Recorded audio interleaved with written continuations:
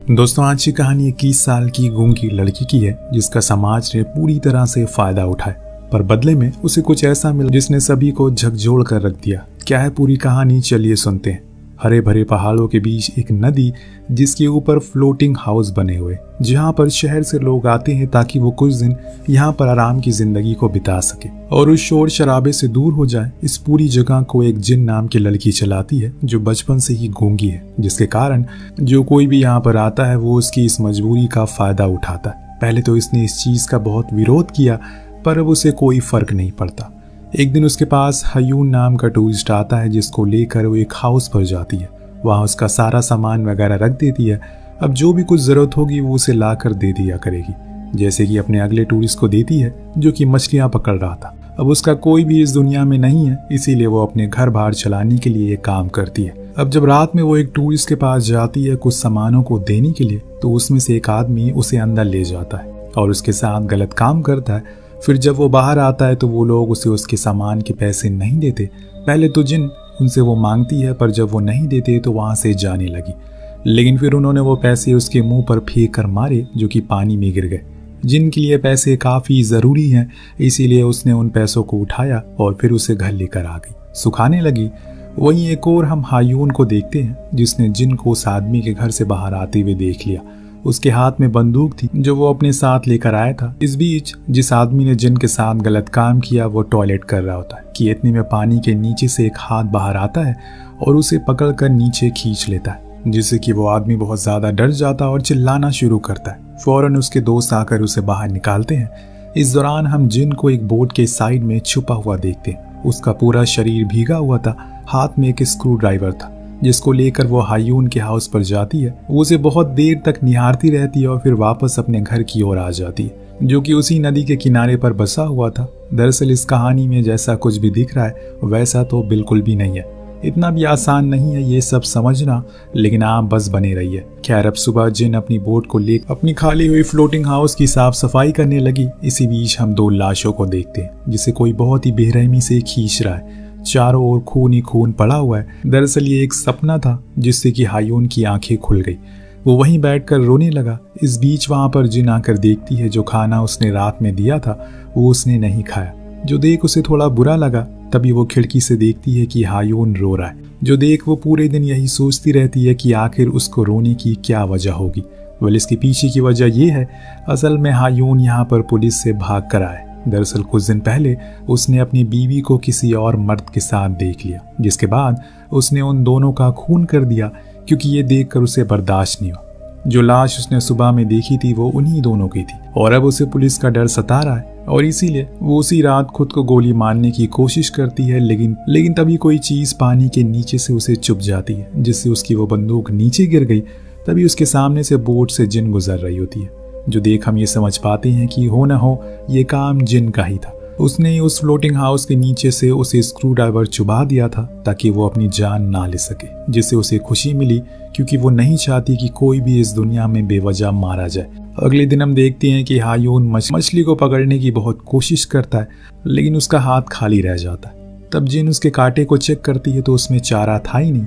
वो उसके कांटे में चारा लगा देती, जिसके कुछ ही देर बाद वो मछली को पकड़ भी लेता है, पर वो उसे मारता नहीं बल्कि आज़ाद कर देता है। दूर झूले पर बैठी हिन ये सब देख रही थी। उसे ये देखकर अच्छा लगा कि उसने उसे मारा नहीं। अब यहाँ जिन उसकी ओर देखकर लगातार मुस्कुरा रही थी, जिसको देखकर हायून उसके लिए एक छोटा सा झूला बनाता है। तो वहीं जिन जंगल में जाकर एक मेढक को पकड़ती है, फिर उसे मारकर हायून की बर्ड्स को खिला देती है। जब ये चीज वो देखता है तो उसका शुक्रिया करता है और उसे वो प्रेजेंट में खुद के बनाए हुए झूले देता है, जो पाकर वो बहुत खुश होती है और उसे हमेशा अपने साथ रखती है। तो हायून पर उसने कुछ ज्यादा ही नजर रखनी शुरू कर दी, जो चीज हायून भी नोटिस कर लेता है। अब एक दिन उस जगह दो लड़कियां आती हैं जिन्हें कुछ लोगों ने बुलाया था, जिन्हें लेकर जिन उनके पास जाती है और फिर वहां से हायून के पास जाती है उसे खाना देने के लिए। तब हायून उसे पूछता है कि यहाँ पर वॉशरूम के लिए कहाँ जाना। तो जिन उसे वहां बने एक होल को दिखाती है जो कि वॉशरूम के लिए बना था। इस बीच वो नोटिस करती है कि वहीं दो लड़कियां उन लोगों से पैसे के लिए लड़ रही हैं। इतने में तेज बारिश होने लगती है तो उसने अपनी बर्ड्स को अंदर कर लिया। वहीं बैठ अपनी बीवी के बारे में सोचने लगा। उधर जिन भी उसी की ओर देख कर शराब पी रही है, लेकिन फिर उसे न जाने क्या हुआ, वो उसके फ्लोटिंग हाउस पर गई और वहीं बैठकर ड्रिंक करना शुरू कर दिया। इतने में हायून उसके पास आता और जबरदस्ती करने लगा उसके साथ, जो जिन के लिए बहुत ही अजीब था क्योंकि उसने हायून को सभी से अलग समझा। लेकिन वो भी उन्हीं की तरह निकला, इसीलिए वो उसे पानी में धक्का देकर वहां से बोट लेकर निकल गई।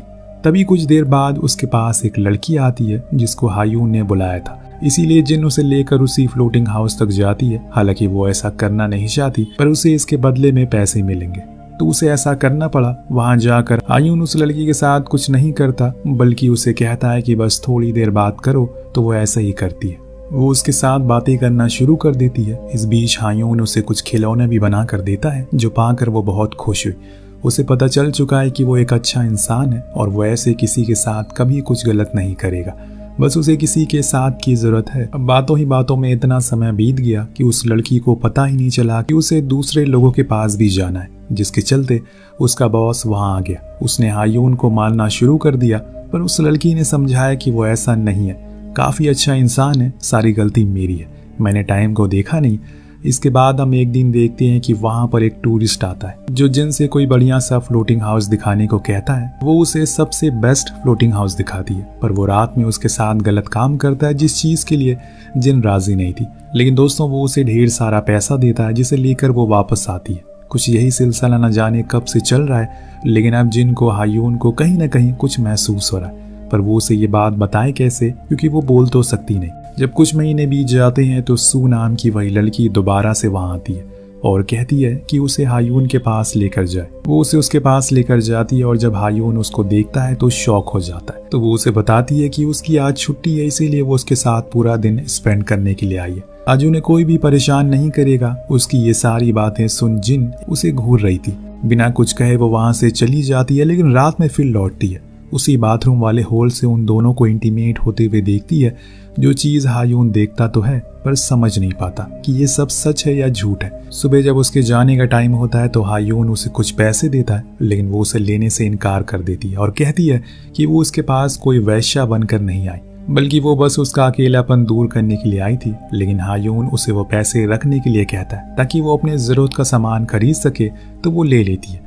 फिर वहां से जिन के साथ वापस जाने लगती है। जाते हुए वो उन पैसों को जिन को दे देती है और कहती है कि हायून का ख्याल रखना। लेकिन जिन उन पैसों को उसके मुंह पर मारती है और उसे किनारे पर छोड़कर सीधा हायून के पास आती है। उसके लिप्स पर काट लेती है, जो देखकर हायून खुद परेशान था कि ये अभी जो कुछ हुआ वो क्या था। एक दिन वहां पर पुलिस वाला आता है जिन्हें देखती एक टूरिस्ट वहां से भागने लगता है, लेकिन उसे स्विम करना नहीं आता, इसीलिए पुलिस वाले उसे पकड़ लेते हैं, अपने साथ ले जाते हैं। इस बीच हायून भी उन्हें देखकर बहुत डर गया था। पकड़े जाने के डर से उसने मछलियों के कांटों को खा लिया ताकि उसके अतड़ियां डैमेज हो जाए, लेकिन उसे ऐसा करते हुए जिन ने देख लिया। उसे पता था कि वो उनसे छुप रहा और इसीलिए वो उसे बाथरूम वाले होल में छुपा देती है जब तक पुलिस वहां से चली न जाए।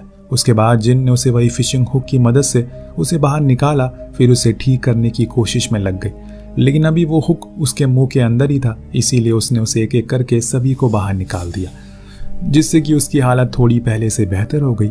वो उसका बहुत ख्याल रखती है और फिर एक दिन उसे घुमाने के लिए बहुत दूर एक शांत जगह पर भी लेकर जाती है। उसने उसे अपने कुछ गर्म कपड़े भी दिए जिससे वो बीमार ना हो, और जब वो सही हो जाता है तो उसे मिलने सून फिर से आती है। लेकिन इस बारी जिन उसे वहां नहीं ले जाना चाहती, वो मजबूर थी, इसीलिए उसे ले जाना ही पड़ता है। पर इस बारी वो उसे डायरेक्ट हायून की फ्लोटिंग हाउस पर नहीं बल्कि दूसरे हाउस पर ले जाती है, जो कि खाली था, कि वो उसे बंद कर सके। उसने उसके हाथ पैर बांध दिए और फिर उस हाउस के एंकर को बाहर निकाल दिया, जिससे वो किसी अनजान दिशा की ओर जाने लगी, जिससे किसी की भी नजर उस पर ना जाए। इसके बाद जिन वापस अपने घर आ गई और रात होने पर हायून के पास जाकर वहीं सो गई। पर वहां उस ओर सून बहुत कोशिश करती है खुद को किसी भी तरह करके फ्री करने की, लेकिन इसी चक्कर में वो पानी में गिर गई।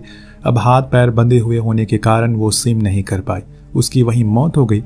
अब जब अगले दिन वहां पर जिन पहुंचती है तो उसकी लाश को देखती है, उसे बहुत बुरा लगा, क्योंकि वो उसे मारना तो नहीं चाहती, उसे तो बस उसे सबक सिखाना था कि वो उसके हायून के करीब कभी ना आए। लेकिन अब वो करे तो करे क्या, अगर किसी को पता लग गया तो उसकी तो जान मुसीबत में पड़ जाएगी। इसीलिए वो सून की स्कूटी को लेकर वापस जाती है, फिर उसकी लाश के साथ बांधकर नदी में डुबा लेती है ताकि वो बाहर ना आ सके, किसी को पता ना चले वो कहाँ गई। लेकिन जब समय ज्यादा हो जाता है तो सून का मैनेजर वहां पहुंचता है, जिनकी बोट लेकर हायून के पास जाता है, क्योंकि उसे लगता है कि उसने ही उसे कहीं छुपाया होगा, लेकिन ऐसा कुछ नहीं था। और यही बात वो उसे बार बार समझाने की कोशिश करता है, लेकिन वो समझने को राजी कहा था। जिसके चलते दोनों में हाथापाई होना शुरू हो जाती है और इसी के चलते वो बॉस को धक्का दे देता है। अब उसे तैरना तो आता नहीं था, इसीलिए वहीं डूबकर मारा जाता। मतलब एक और इंसान की मौत हो गई। सुबह जब जिन उसके पास आती है तो वो मायूस होकर बैठा था। वो उसे मनाने की बहुत कोशिश करती है कि किसी भी तरह करके वो मान जाए, पर वो अपना मूड ठीक नहीं करता और उल्टा उसे ही सुनाने लगता है, क्योंकि अब वो यहाँ से जा रहा है, जो कि जिन नहीं चाहती। इसीलिए वो अपनी बोट को लेकर चली गई, जिससे वो वापस किनारे तक ना आ सके। लेकिन हायून इतना ज्यादा परेशान हो गया कि वो रात में उसी फ्लोटिंग हाउस का एक कैन निकाल कर उसी के सहारे नदी को पार करने लगा। लेकिन बीच में वो उसके हाथ से छूट गया।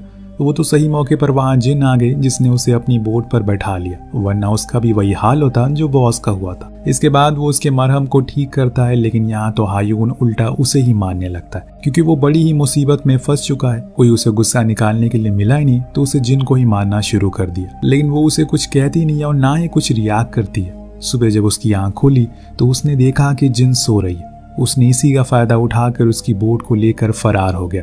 जब ये चीज जिन ने देखी तो उसे खुद को घायल कर लिया। अब ऐसे तो वो उसे बुला नहीं सकती थी क्योंकि वो गूंगी है, लेकिन उसने फिर खुद को घायल कर लिया, जिसके दर्द में उसकी चीख निकल गई और वो हायून ने सुन लिया। वो भागते हुए उसके पास आया और अपने उधार को चुका दिया, उसकी जान को बचाकर। अब दोनों साथ में ही रहने लगे हैं। हायून ने जिन के उस काम में हाथ बटाना शुरू कर दिया है, तो वहीं जिन भी उसके साथ खुश है। एक दिन वहां पर रिच आदमी आता है, जिसके साथ उसकी गर्लफ्रेंड भी थी। दोनों ही फिशिंग कर रहे थे, पर उसी के बीच उसकी गर्लफ्रेंड से उसकी बहुत ही कीमती घड़ी पानी में गिर जाती, जिससे कि वो बहुत गुस्सा करता और एक जड़ भी देता है। लेकिन अब उसे अपनी वो घड़ी किसी भी हाल में चाहिए, इसीलिए वो डाइवर को कॉल करके बुलाता है और उसे पानी में जाकर उस घड़ी को ढूंढ कर लाने को कहता है। यानी कि अब बहुत कुछ राज खुलने वाले हैं। अब जब बाहर से आ रहे शोर को सुनकर इन दोनों की आंख खुलती है तो ये देखते हैं कि उन्हें वो स्कूटी और सून की लाश मिली। अब ये देखकर तो जिन बहुत ही ज्यादा डर जाती है और अपनी बोट से मोटर को निकालकर उसमें छेद कर देती है। फिर उसे वहीं छोड़कर उस फ्लोटिंग बोट को लेकर वहां से बहुत दूर चली जाती है, बिना किसी को बताए, ताकि किसी को कुछ ना पता लगे, उन्हें कभी भी पुलिस ना पकड़े।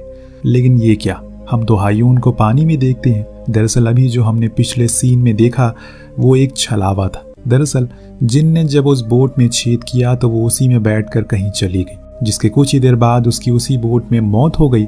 जिस औरत ने हायून की जान बचाई थी, उसे यहाँ तक लाया, वो असल में जिन की स्पिरिट थी, जिसने उसे एक सेफ प्लेस पर लाकर छोड़ दिया ताकि वो यहाँ से अपने आगे की मंजिल तक जा सके। जिन को कभी किसी का प्यार नहीं मिला, हमेशा लोगों ने उसकी मजबूरी का फायदा उठाया। उसने गूंगे होने के कारण सभी को लगता था कि वो उसी के लायक, लेकिन जब उसे कोई पसंद आया तो इतना सब कुछ बिगड़ गया कि उसे ये दुनिया छोड़नी पड़ी। और कुछ इस तरह से इस कहानी का यहीं पर अंत होता है। तो आपको कहानी कैसी लगी कमेंट करके जरूर बताइएगा। मिलते हैं अगली वीडियो में। Thank you so much watching. Peace out.